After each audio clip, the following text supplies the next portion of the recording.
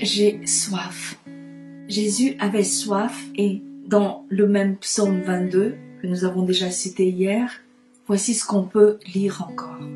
Ma force se dessèche comme l'argile et ma langue s'attache à mon palais. Tu me réduis à la poussière de la mort. Mais ailleurs, dans les psaumes, il y a un autre verset, plus explicite encore par rapport à ce qui s'est passé ce jour-là, puisqu'il dit clairement que du vinaigre a été donné à boire à cet homme qui souffre. Voici ce qu'on lit. Ils mettent du poison dans ma nourriture et pour apaiser ma soif, ils me donnent du vinaigre. C'est dans Psaume 69, 22.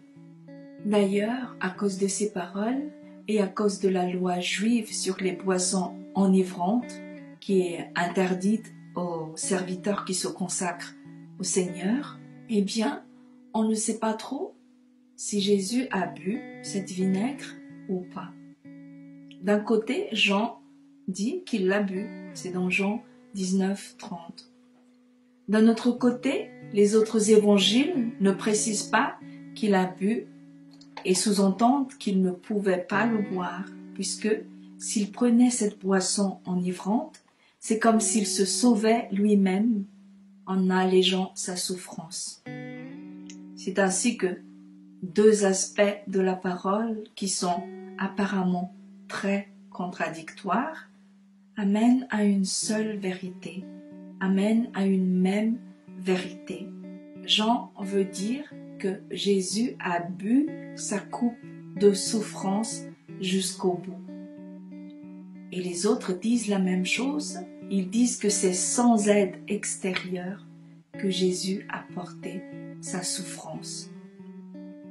Les deux points de vue mettent en avant que ce n'est pas d'une manière superficielle qu'il a souffert, mais il a porté sa souffrance complètement.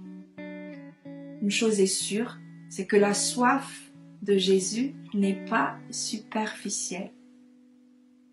Quand il a crié dans le temple, « Si quelqu'un a soif, qu'il vienne à moi et qu'il boive », quand il a dit ces mots, sa soif à lui est réelle.